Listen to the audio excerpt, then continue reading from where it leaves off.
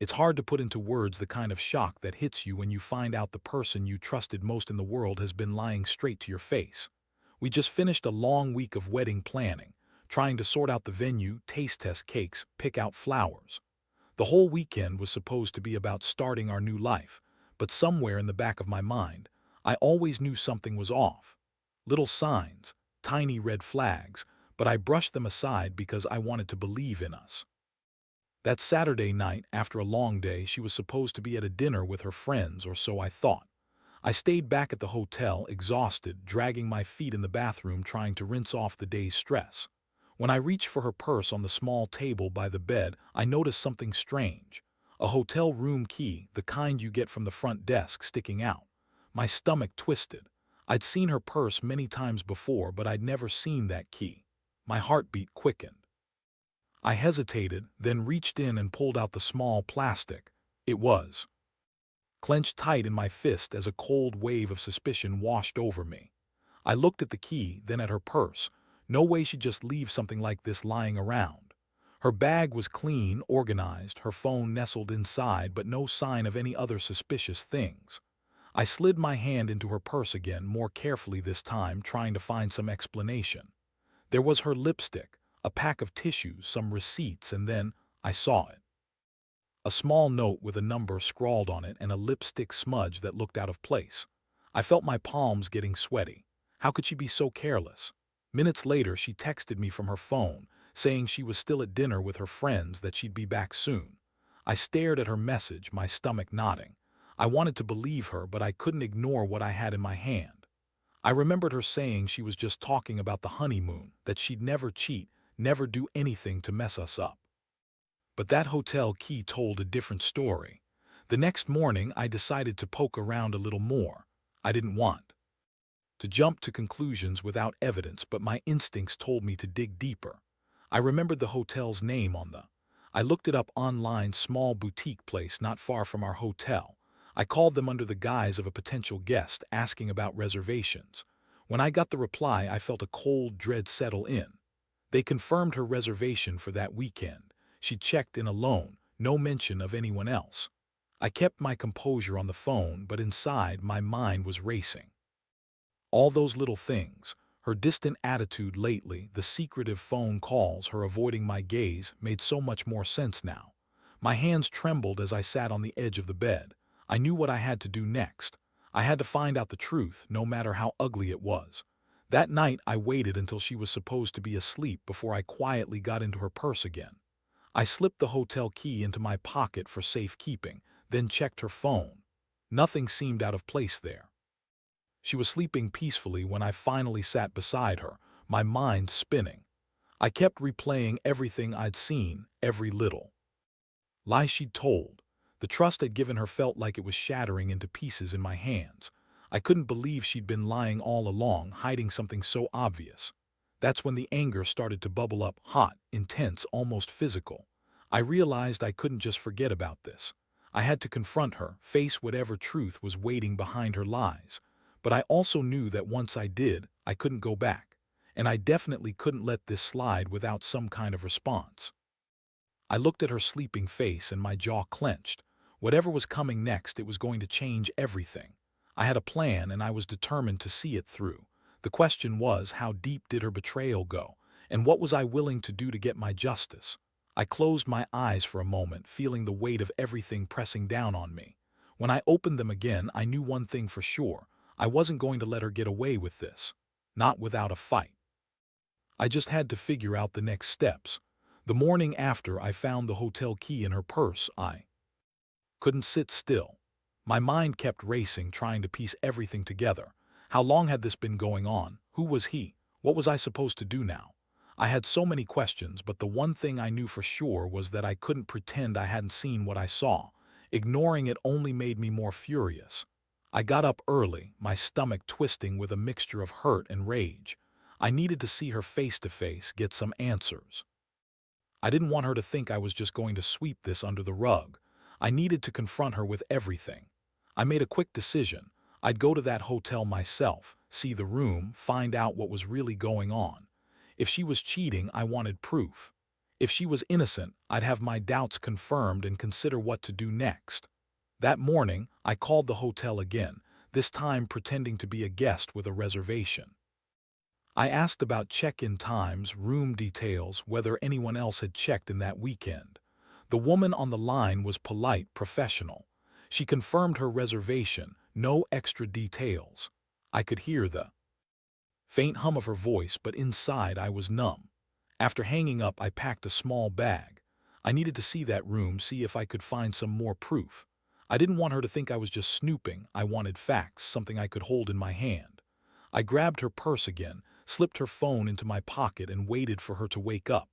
When she finally stirred, I was already dressed and ready, trying to mask the boiling anger inside. She looked at me, sleep still lingering in her eyes, and asked, "What's wrong? Why are you acting weird?" I took a deep breath. "I know about the hotel room," I said, watching her face turn pale. "The key was still in your purse. I called the hotel. You checked in alone. Tell me what the hell is going on." She froze for a second, then her eyes darted away, her lips trembling. "It's not what you think," she whispered. "I swear I was just talking about the honeymoon, that's all." I shook my head, feeling my fists clench. "You expect me to believe that, after seeing the key, after all those late nights you've been dodging my calls? You lied to me and I don't know what to believe anymore." Her face was a mix of guilt and desperation. She kept saying, "It's not what you think. Please, I can explain." "No," I cut her off sharply. "You've lied enough. I need to see that room. If you're innocent, I want the truth. If you're not, I want to know exactly who I married." She looked like she was about to cry, but I didn't care. I handed her a piece of paper I'd scribbled the hotel's name and reservation details on. "Stay here. I'll be back in a little while. Don't try to call anyone. I need to see this for myself." Driving to the hotel, my mind was a whirlwind. I felt like I was walking into someone else's nightmare. The place wasn't fancy, but it was clean enough. I approached the front desk, asked about the room, and confirmed she'd checked in alone. My stomach sank as I realized the extent of her deception. I took the elevator up to the floor where her room was. Heart pounding, I took a deep breath before knocking. No turning back now. I was about to find out the truth, and whether I was ready or not, I was going to get my answers. The door swung open a crack, and I saw her face, pale, surprised, and guilty. She tried to say something, but I held up my hand. "I came to see the room," I said coldly, "and I want to know what's really happening here." The room was exactly what I expected. A neatly made bed, a small table with a couple of glasses, a bottle of water. No sign of anything that screamed betrayal, but the hotel's everything else told a different story. Her scent still lingered faintly in the air, a mix of her perfume and something else, something that felt wrong now. I looked around, taking it all in. Then I saw it, an empty wine glass on the bedside table, a lipstick stain on the rim. My stomach twisted again. "You've been lying," I said, voice low and trembling. "All of it. About the honeymoon, about us. I want to know what you've been doing, who he is." Her eyes welled with tears. "I didn't mean for it to happen," she whispered. "It was a mistake." I clenched my fists, feeling my jaw tighten so hard it hurt. "A mistake? You think cheating on me during our wedding weekend is a mistake? Do you have any idea how much I trusted you, how much I loved you?" She looked away, silent. I knew then I couldn't stay in that room any longer. The truth was out, and I had to decide what to do with it. But one thing was clear: I'd seen enough. I turned around and started walking back to the car, my mind already formulating the next move. Inside, a storm was brewing, one I wasn't going to let go of easily. Everything was about to change. The drive back from the hotel felt longer than it was. My mind kept racing, trying to come up with a plan while I kept replaying everything I'd seen and heard. That damn hotel room, the quiet evidence of her betrayal, burned in my brain. I couldn't believe I had been so blind, so naive. All those signs I'd ignored, the late nights, the vague excuses, this was the real story. I pulled into our driveway, the house eerily silent. My hands were trembling as I unlocked the door, feeling the weight of the aftermath pressing down hard. I knew I had to be cautious now. I'd seen enough to know I couldn't just storm into her mind and expect apologies. No, this required a carefully calculated plan. I went straight to her purse, took out her phone again, and turned it on silent.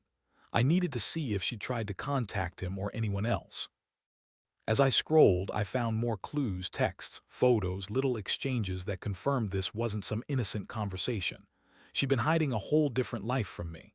The texts were flirty, suggestive, and there was one particularly telling message from her boss.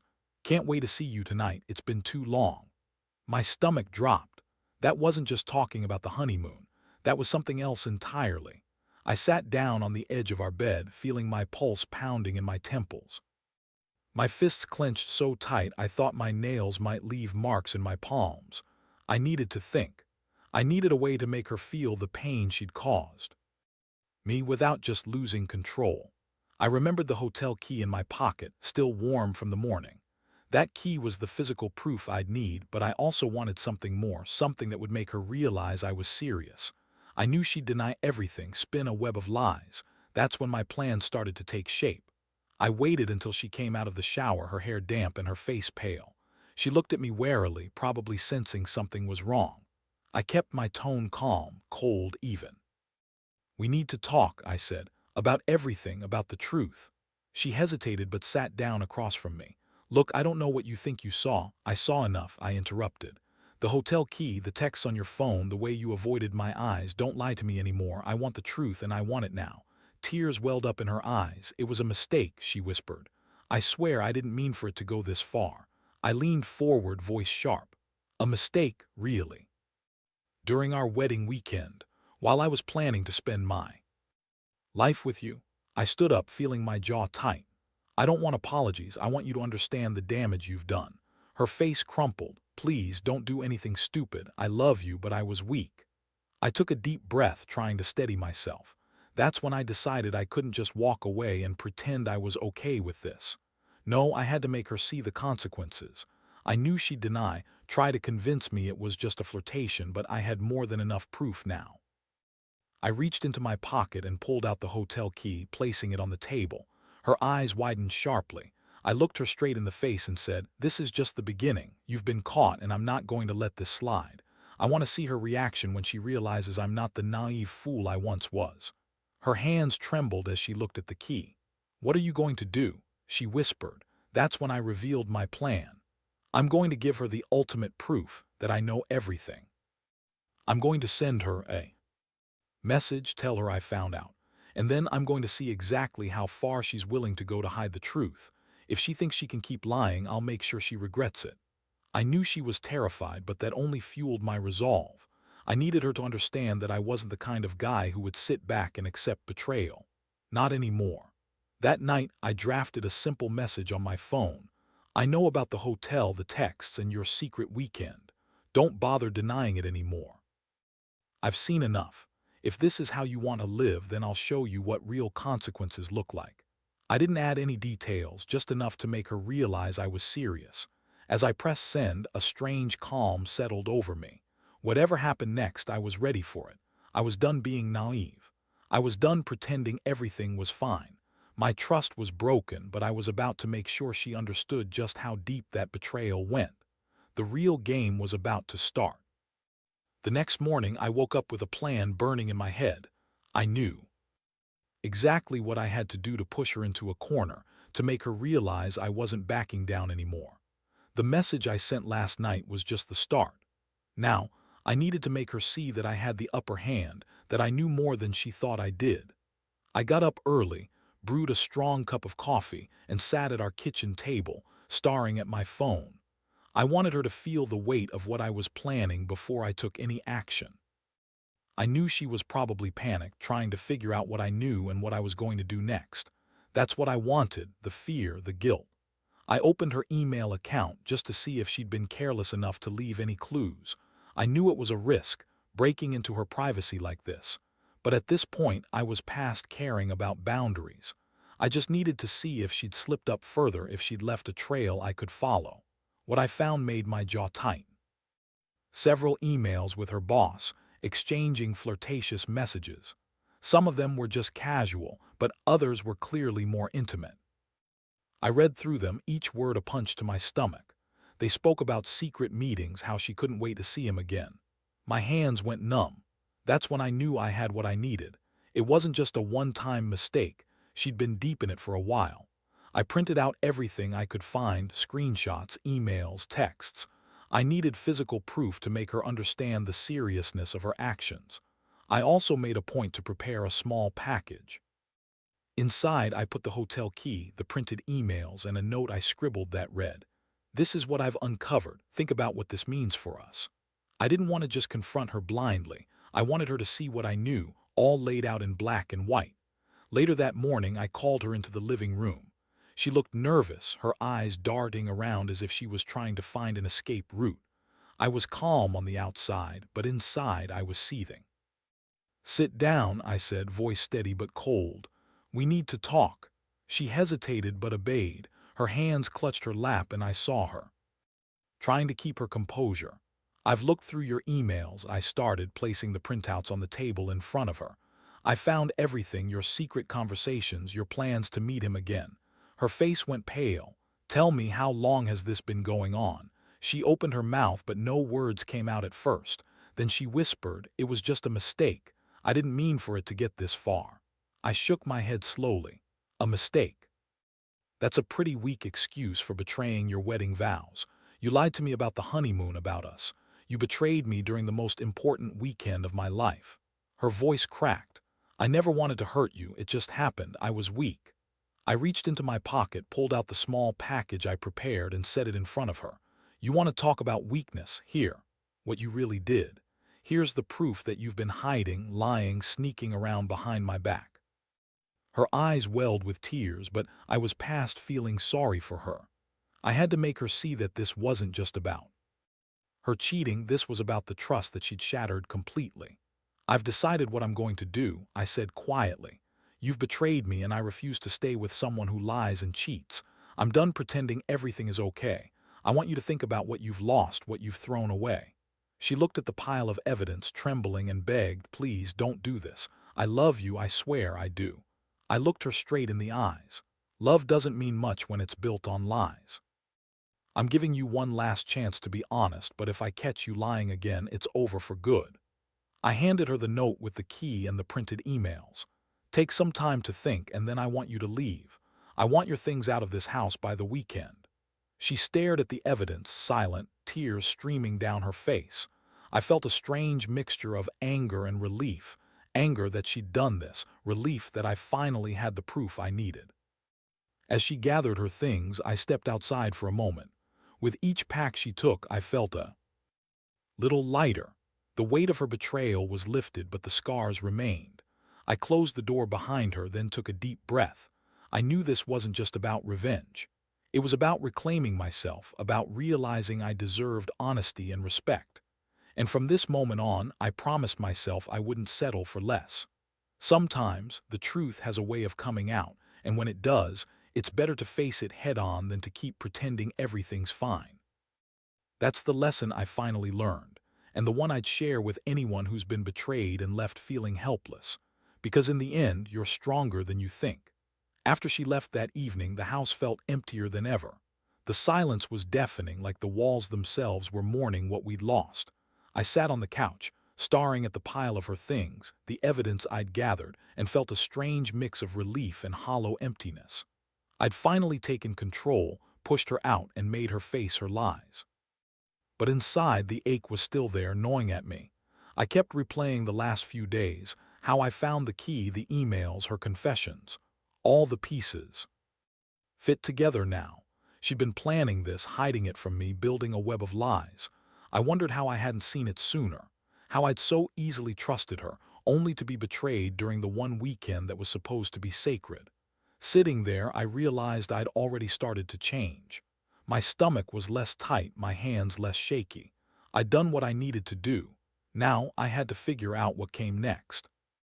I knew I couldn't just let this go, not without a plan to shift the power back into my hands. That night, I drafted a message to her boss, the man who had been the catalyst of this whole mess. I kept it simple, direct, and cold. "Received your messages, saw your emails. You've caused enough damage. I want nothing more to do with either of you. Consider this the end of our connection. If you value your job, stay away from her and stay away from me." I hit send, feeling a strange sense of satisfaction. That was my way of saying I see everything now, and I'm done playing the naive husband. The following days were a blur. I kept busy, focusing on work on myself. I didn't want to wallow in anger or despair, but I also didn't want to pretend I was okay. Every time I saw her number pop up on my phone, my stomach clenched. I didn't answer. I didn't want her to think I was vulnerable. If she tried to reach out, I wanted her to know she'd crossed a line I never thought she would. Then I did something that surprised even me. I went through her social media. I wanted to see if she'd posted anything that might hint at her new life with him. Nothing obvious, just a few vague statuses about new beginnings and finding myself. I smirked. That was typical, trying to spin it as a positive, but I knew better. I also reached out to a lawyer just to get my ducks in a row. I didn't plan to divorce her immediately, but I wanted to be prepared. It was about protecting myself, my property, and making sure she didn't try to take anything she didn't deserve. Mostly, I needed peace of mind knowing I was doing everything legally right. One afternoon, as I sat in my office, I received an unexpected email. It was from her. I hesitated before opening it, feeling that strange mix of anticipation and dread. Her words were simple, a plea for forgiveness, a desperate attempt to explain away everything. She said she was sorry, that she'd made a terrible mistake, and she begged me to forgive her. I read her message, then deleted it. I knew her words weren't genuine. They were just more lies wrapped in tears. I didn't bother replying. She had already shown me who she was. I didn't need her words to tell me. Her actions spoke loud enough. Over the next couple of weeks, I started to reclaim my life. I found new hobbies, spent more time with friends, and focused on my career. The pain of betrayal didn't disappear overnight, but each day I felt a little stronger. I refused to let her define me or my future. Eventually, I made the decision. I was going to finalize the divorce. I scheduled a meeting with my lawyer, prepared all the paperwork, and gathered all the evidence of her infidelity, just in case she tried to contest anything later. It was a tough choice, but I knew I deserved a clean break, a fresh start. The day I handed over the divorce papers was bittersweet. I felt a weight lift from my shoulders, but I also knew that trust was something I'd have to rebuild from scratch. I handed her the paperwork, told her to pick up her things, and made it clear that this was the end of our chapter. As I watched her walk out that door for the last time, I realized something important. I'd been through hell, but I was still standing. I'd faced betrayal head-on and come out the other side. It taught me a lot about myself, about resilience, about boundaries, and about the fact that sometimes you have to take control of your life even when everything feels shattered. The biggest lesson: never ignore the small red flags. Never let someone's lies slide because you think you're being too suspicious. Because when it's all said and done, the truth always finds a way to come out. And if you're prepared, you can turn the pain into your own kind of power. After everything was finalized, I felt a strange calm settle over me, like I'd finally exorcised a demon I didn't even realize I'd been carrying for years. The house was empty now, boxes stacked by the door, her things gone, and I was left with nothing but the silence and a renewed sense of clarity.